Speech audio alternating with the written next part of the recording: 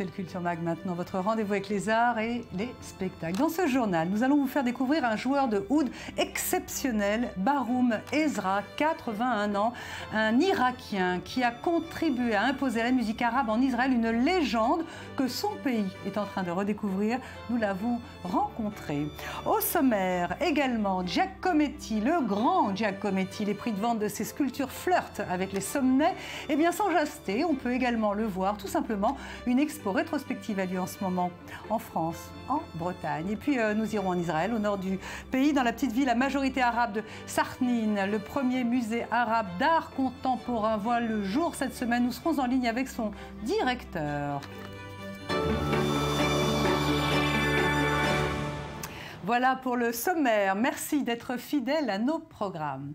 Voici maintenant le portrait d'une légende, d'une pure légende musicale. Un petit monsieur de 81 ans, un virtuose de l'oud, né à Bagdad, immigré à Bassora, puis arrivé en Israël après avoir été chassé. C'est un vieux monsieur juif qui a consacré sa vie à imposer la musique arabe en Israël.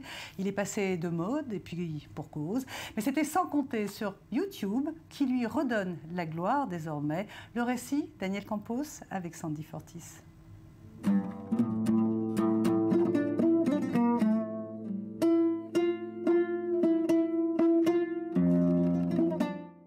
Sa technique et sa vitesse sont impressionnantes, tout comme la flexibilité de ses doigts.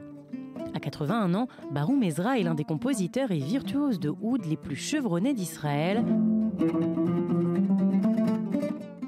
Il ne joue pas seulement les grands classiques moyen-orientaux, il arrange et adapte aussi de la musique classique pour le oud, Brahms,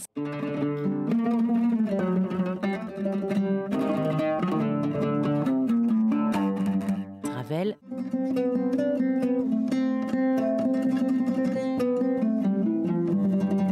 Baroum peut jouer de tout.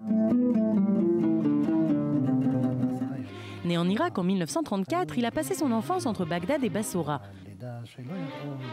Sa vie prend un tournant amer 10 jours à peine après sa naissance, lorsque sa mère décède suite à des complications durant l'accouchement.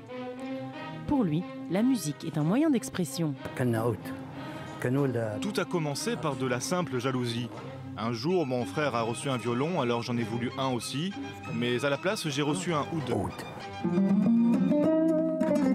Les techniques de base, c'est en Irak qu'il les a apprises auprès de son mentor, le musicien Ezra Yamin. Ses souvenirs d'une enfance heureuse en Irak prennent fin en 1951. Nos derniers jours en Irak, eh bien, la situation n'était pas bonne pour les Juifs. Des lois révoquant notre nationalité sont passées et nous avons reçu un avis de déportation. C'était simple, un aller sans retour, loin de l'Irak.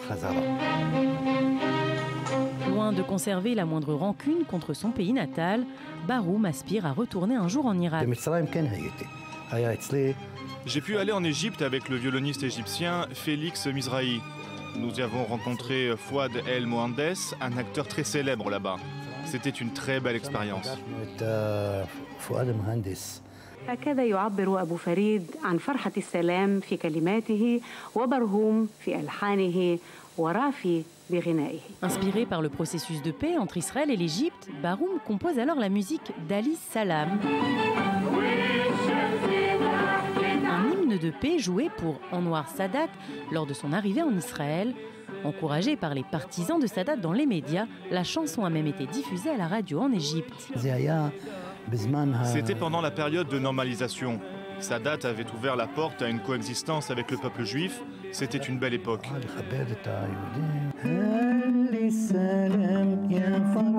Une époque nostalgique pour Baroum. Mais pour Baroum, la musique, c'est aussi l'identité. J'ai toujours eu la position ferme qu'Israël est un pays oriental, un pays moyen-oriental. Aujourd'hui, malgré son âge, Baroum fait son entrée sur les réseaux sociaux. Il apprend à télécharger ses vidéos sur YouTube, parvient à communiquer avec le monde arabe et gagne des milliers de nouveaux fans. Il est aussi le visage de la société Arab Instruments, pour laquelle il donne des cours de musique, teste différents ouds. Il contribue beaucoup à ma carrière parce qu'il télécharge mes chansons et j'ai beaucoup de réponses positives d'Arabie Saoudite et d'Égypte.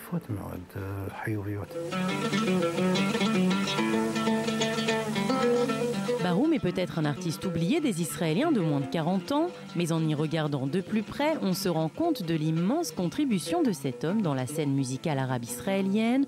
Plus de 50 compositions originales, dont certaines pour des orchestres, sans oublier cet hymne de paix, cette chanson qui nous rappellera toujours la beauté de l'optimisme, Ali Salam.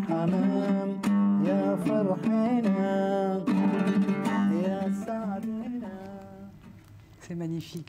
On va rester en Israël avec vous, Laetitia Loreni, bonjour. Bonjour Valérie. Alors vous avez rencontré une autre légende, une légende du cinéma, cette fois Michael Douglas en visite en Israël. Tout à fait, vous seriez tombée sous le charme, Valérie. C'était pas très loin de nos studios, à Jaffa. Il était présent face à une audience d'étudiants étrangers dans le cadre des organisations Taglit et Massa, qui sont des organisations qui, en fait, permettent à ces étudiants étrangers de venir étudier ou visiter Israël. Il était aux côtés de Shimon Peres et il s'est exprimé sur plusieurs thèmes, notamment sur sa relation avec... Je trouve qu'il a un peu de bedaine, pardon. Non, mais alors on n'est pas sous le charme. Non, là je vois, moi je préfère son papa. Bon, alors allez-y, pardon. Alors donc oui, donc il était aux côtés de Shimon Peres à s'exprimer sur des sujets, notamment sa relation avec Israël, qu'il chérit beaucoup et dans laquelle il s'est beaucoup investi. Il a aussi expliqué pourquoi il luttait contre le BDS. Il a expliqué d'ailleurs, appuyé par Shimon Peres, que le boycott n'est pas du tout une aide à la paix pour un camp ou pour l'autre. Et il a aussi parlé, il s'est exprimé par rapport à Hollywood, comment Hollywood se positionnait par rapport au boycott d'Israël. Et il a dit que majoritairement et indéniablement, Hollywood est en soutien du petit pays. Alors notre ami Michael Douglas, il reste, c'est une visite express, il reste longtemps, pas longtemps, il a été à Jérusalem. Alors il dort à Jérusalem où il recevra en fait demain le prix Genesis, qui est un prix qui a été créé en tout cas en 2013 par des milliardaires russes. Et c'est un prix qui est remis pour les êtres humains exceptionnels qui représentent les valeurs juives dans leur contribution au bien de l'humanité. Et justement, la question juive, il l'a aussi, il l'a aussi exprimé. Oui. Il a expliqué que lui n'était pas juif selon les lois rabbiniques, mais qu'il se considérait à présent comme juif. Il a d'ailleurs converti sa femme et son fils, qui a fait récemment en Israël, ça ce qu'on appelle la bar mitzvah. Catherine Zeta-Jones est devenue juive. Catherine Zeta-Jones s'est convertie, comme Marilyn Monroe s'était convertie aussi à l'époque pour son mariage avec Arthur Miller. Michael Douglas a dit qu'il était revenu à ses racines juives suite à un accident de son père, Kirk Douglas, qui avait eu un accident d'hélicoptère à 70 ans, à l'âge qu'il a d'ailleurs aujourd'hui, Michael Douglas, et qu'après cet accident, ils s'étaient tous deux recueillis dans l'Ancien Testament, et qu'ensuite son fils, ami avec beaucoup de juifs aux États-Unis, l'avait rapproché de la religion, et que pour cela, il s'était reconverti au judaïsme. Voilà. Merci, bien chanceuse Laetitia de l'avoir rencontré. Merci. Et je vous dis pas tout, mais bon, vous le verrez très vite. Merci. Donc à suivre, il y a le premier musée arabe d'art contemporain qui est inauguré dans le nord d'Israël. Mais avant cela, on va partir en Bretagne, en France, à Landerneau. La famille Leclerc a fait venir du Giacometti. Rien que ça, c'est le highlight. Il est signé Solal Azeroual.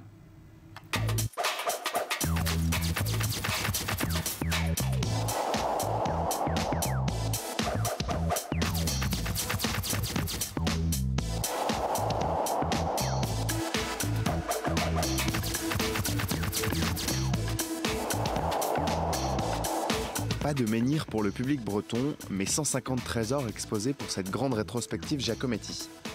L'occasion de découvrir des œuvres emblématiques comme L'homme qui marche, Le nez ou encore La cage. Entre sculpture, peinture, lithographie et dessin, l'exposition réunit des pièces inédites de l'artiste suisse. De la période pré-surréaliste et surréaliste à celle de la maturité, ces célèbres personnages filiformes ont marqué le siècle précédent.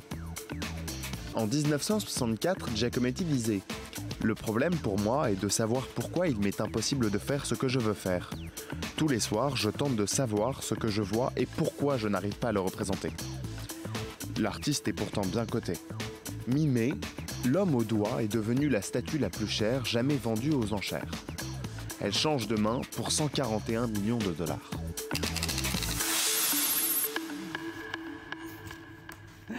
Nous allons maintenant aller dans le petit village de Sarnin. C'est au nord d'Israël. La population y est majoritairement pauvre, majoritairement musulmane. Il y a également des chrétiens et puis des druzes. En tout cas, des Israéliens arabes qui, jusqu'alors, n'étaient pas vraiment concernés par l'art contemporain, la religion, le niveau socio-économique, l'éloignement du centre sans doute. Mais c'était sans compter sur la ténacité d'un artiste israélien, un juif d'origine roumaine qui parle français, Bilou Fenarou. Nous sommes avec lui. Bilou, bonjour. Alors vous devez être très content, vous inaugurez votre musée d'art contemporain arabe. On a envie de dire enfin. Pourquoi, Bilou, ça a mis autant de temps? Pour ça a pris de temps, parce qu'ici, maintenant, nous sommes occupés avec l'art contemporain, mais l'art contemporain n'est pas dissocié de l'activité politique qui se passe autour de notre région. Et, par exemple, nous devrons faire le vernissage des musées en décembre 2014, mais parce qu'il y avait la guerre avec les Gaza et ce n'était pas possible. Aussi, il y avait des bagarres aussi entre Juifs et Palestiniens au Jérusalem. Et ce n'était pas possible, dans un contexte comme ça violent, d'ouvrir un musée d'art contemporain, que sa mission est de faire des rencontres entre les Juifs et la population arabe et palestinienne. Bilou Fenarou, on connaît votre ténacité pour faire exister l'art israélien arabe en Israël. C'est vous qui avez créé notamment cette fameuse biennale d'art contemporain à Sarnin. Déjà, on y voyait dans les boucheries, dans les boulangeries de l'art. Comment, Bilou, comment ce public israélien arabe voit-il cet art-là? Est-ce qu'il l'accepte? Est-ce qu'il l'aime? C'est compliqué aussi. La population arabe est complexe, comme ça sont je dis des musulmans, des chrétiens et aussi des soufis qui sont beaucoup aussi à Sarnin. Ils ont des envois différents. Par exemple, l'art contemporain n'est pas une chose qu'il connut avant. Il connut que l'art, c'est avec des œuvres comme des peintures, mais nos expositions aussi des œuvres, des vidéos, des photographies, c'est tout à fait nouveau. Et aussi, nous pensons que la jeune peut avoir des possibilités de rencontrer des choses différentes, des médiums différents dans l'art contemporain et après avoir la possibilité d'étudier ça dans des académies israéliennes. Alors justement, Bilou, l'islam est iconoclaste, hein, comme le judaïsme. Du reste, comment donc représenter les choses sans faire outrage à la religion de cette population? Ici sont aussi exposés, par exemple, des artistes qui ils sont eux-mêmes religieux, même les femmes et même les hommes, qu'ils fassent des œuvres qui sont autour de le Dieu, par exemple le Dieu musulman. Et ça, c'est une chose assez nouveau. Bilou, quels sont les artistes que vous mettez en avant dans ce nouveau musée que vous inaugurez à Moka? Ce sont des artistes israéliens assez connus, ils ont avoir le prix d'Israël, comme Micha Ullman ou Menashe Kadishman, qui a décédé il y a quelques semaines, aussi Moshe Gershuni, mais aussi sont des artistes qui sont arabes, palestiniens, sont aussi israéliens, comme Mohamed Kalash, et aussi des autres artistes.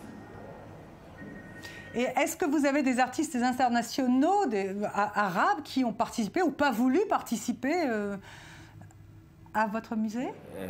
Oui, parce qu'il y a un problème toujours avec les artistes des pays arabes, mais les œuvres que nous pouvons l'exposer ici, ils ont été d'accord d'avoir une rencontre en Israël dans une ville musulmane. Et aussi, il y a dans l'exposition un artiste syrien d'origine arménienne qui expose une vidéo autour de Baudelaire. Et sa vision est ce qu'il est maintenant un artiste qui n'a pas de pays, il n'a pas de la famille, il n'a pas des amis. Et la seule chose qu'il dit dans la vidéo qu'il reste pour lui sont des nuages. Et il reflète la situation qui est assez grave en Syrie, mais comme dans tout l'Orient, le Proche-Orient, que la guerre prendre la place de l'humanité, de les rencontres, de le dialogue entre les religions différentes. Merci, merci beaucoup Bilou Fenarou. Donc à Moka, un musée d'art contemporain arabe au nord d'Israël. On se retrouve demain, c'est la fin de ce Culture Mag. Merci. Juste après, c'est votre journal d'information sur i24 News.